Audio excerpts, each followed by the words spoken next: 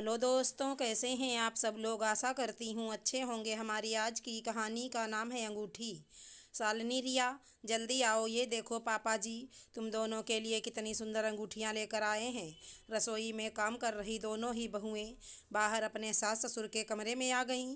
रिया का पहला करवा चौथ है ना, इसलिए हमने सोचा कि उसके लिए कोई अच्छा सा उपहार लिया जाए। बाकी जेवर तो अभी शादी में बहुत सारे ही बनवाए थे। एक जड़ाऊ अंगूठी तब रिया के लिए नहीं बन पाई थी, इसलिए मैंने ही पापा से बोलकर मंगाई है। अब काम बाद में होता रहेगा, चांद निकलने ही वाला होगा। जाओ तुम दोनों पहले तैयार होकर पूजा कर लो, फिर सब एक साथ ही खाना खाएंगे। दोनों ही बहुओं को अंगूठी सौंपते हुए सत्यवती जी ने कहा। रिया इस घर की छोटी बहू है, जिसकी शादी को अभी बस 2 महीने ही हुए हैं। अपने पहले करवा चौथ पर सास ससुर से इतना महंगा तोहफा प्यार स्वरूप पाकर उसकी तो खुशी का ठिकाना ही नहीं था। उसने तुरंत ही अपने मायके फ़ोन घुमाकर अपनी माँ से अपने नए घर और ससुराल वालों की खूब तारीफ करी। वहीं दूसरी तरफ शालिनी की शादी को 5 साल हो चुके हैं, जब से उसे सत्यवती जी ने अंगूठी थमाई है। उसे उसकी जरा सी भी खुशी नहीं थी। रह रह कर उसके दिमाग में बस अपनी देवरानी रिया को लेकर जलन होने लगती है। 5 साल हो गए हैं मेरी शादी को। ऐसे 5 करवा चौथ निकल गए, पर मुझे तो आज तक कभी किसी तीज त्योहार पर कभी कोई उपहार नहीं दिया। और अब जब लाडले बेटे की लाडली बहू आ गई है तो उपहार आने शुरू हो गए। रागिनी ने भी तुरंत ही फ़ोन घुमाकर अपनी माँ को सारी बात बता दी। 2 बहुओं के हो जाने से ऐसी छोटी मोटी बातें तो घर में होती ही रहती हैं।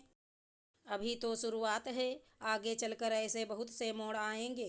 तुम घर की बड़ी बहू हो, थोड़ा बड़प्पन दिखाओ। और वैसे भी समधन जी ने अकेले रिया के लिए तो उपहार नहीं मंगाया, साथ में तुम्हारे लिए भी ठीक वैसे ही अंगूठी मंगाई गई है। तो मुझे नहीं लगता तुम्हें कोई परेशानी होनी चाहिए। चांद निकल आया है, जाओ पूजा करो और इन सब बातों को अपने दिमाग में मत लाया करो, वरना नुकसान सिर्फ तुम्हारा होगा। शालिनी की माँ ने बोलकर फ़ोन काट दिया। हाँ, सब मुझे ही गलत समझते हैं। माँ, कम से कम तुम तो अपनी बेटी की भावनाओं को समझती। मुझे उपहार से परेशानी नहीं है, मुझे दुख इस बात का है कि अभी तक अपनी बड़ी बहू के लिए कोई उपहार आज तक क्यों नहीं आया। शालिनी ने रोते रोते अपने आप से कहा। तभी भाभी, आप अभी तक तैयार नहीं हुई। चांद निकल आया है, जल्दी कीजिए, सब लोग आपका बाहर इंतजार कर रहे हैं। सब लोग घर के पूजा करके खाना खा चुके थे। माँ, सारे दोस्त काफ़ी के लिए कैफे जा रहे। मैं और रिया भी साथ होकर आते हैं, थोड़ी देर में आ जाएंगे। छोटे बेटे आकाश ने सत्यवती जी से कहा। सब समझती हूँ मैं, सारे दोस्त जा रहे हैं या तू अपनी पत्नी को कहीं ले जाना चाहता है। सत्यवती जी ने हंसते हुए कहा। जल्दी घर आना और बहू से बोलना सारे जेवर उतार कर जाए। उन दोनों के घर से जाने के बाद सत्यवती जी ने शालिनी को अपने कमरे में बुलाया। कोई परेशानी है क्या?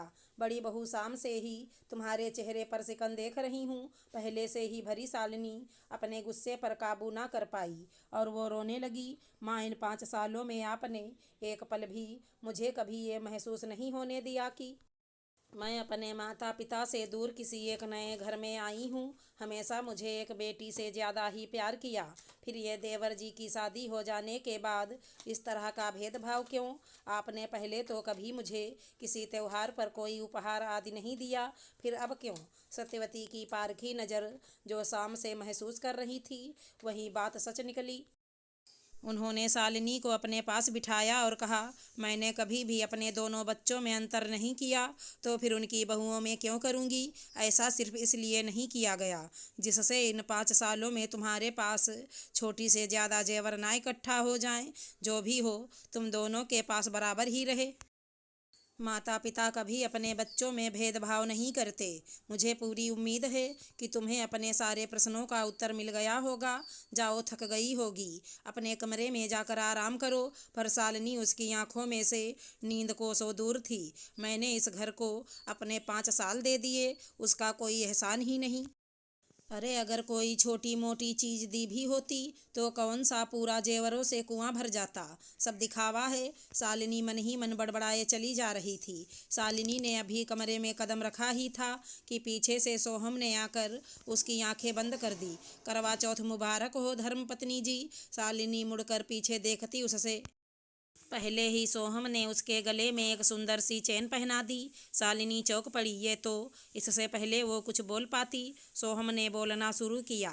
हाँ, ये वही चैन है जो तुम्हें छोटे की शादी के जेवरों की खरीदारी करते समय बहुत पसंद आई थी।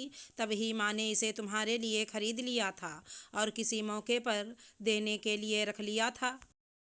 आज मौका भी है, दस्तूर भी। आपका पसंदीदा तोहफा हाजिर है।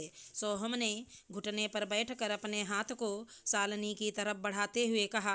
शालिनी की आंखों में से आंसू आने लगे। मुझे माफ़ कर दीजिए सोहम, मुझसे बहुत बड़ी भूल हो गई। मैंने माँ पापा को कितना गलत समझ लिया। मैं भूल ही गई कि इतने सालों में उन्होंने भले ही मुझे कोई तोहफा खुद से ना दिया हो, पर हर साल, हर त्योहार, हर जन्मदिन, हर सालगिरह पर तुम मेरे लिए कोई न कोई निशानी ज़रूर लेकर आते हो, और वो सब मेरा खुद का होता है जो कि इसी घर से मुझे मिलता है। माँ पता नहीं मेरे बारे में क्या सोच रही होंगी। शालिनी ने रोते हुए कहा। उसकी चिंता तुम्हें करने की कोई ज़रूरत नहीं है। माँ अपनी बड़ी बहू को खुद से भी ज़्यादा अच्छे से पहचानती हैं और वो खुद भी इस दौर से गुजर चुकी हैं, तो उनसे ज़्यादा इन सब बातों को इतने अच्छे से कोई नहीं समझ सकता। सोहम ने शालिनी की आंखों में लुढ़क आए आंसुओं को पोंछते हुए कहा। मुझे इस बार आइसक्रीम खिलाने नहीं ले चलेंगे मिस्टर हस्बैंड। शालिनी ने हंसते हुए कहा। जी, बंदा तो कब से आपकी खिदमत में हाजिर है। दोनों एक साथ मुस्कुराए और घर से निकल गए। दोस्तों, ये एक नहीं शायद हर संयुक्त परिवार की कहानी है। अगर घर के बड़े सही हों तो कभी रिश्तों के बीच किसी भी प्रकार की अनबन होने की संभावना ही नहीं होती। अगर हमारी कहानी पसंद आई हो तो चैनल को लाइक शेयर सब्सक्राइब करें। राधे राधे दोस्तों।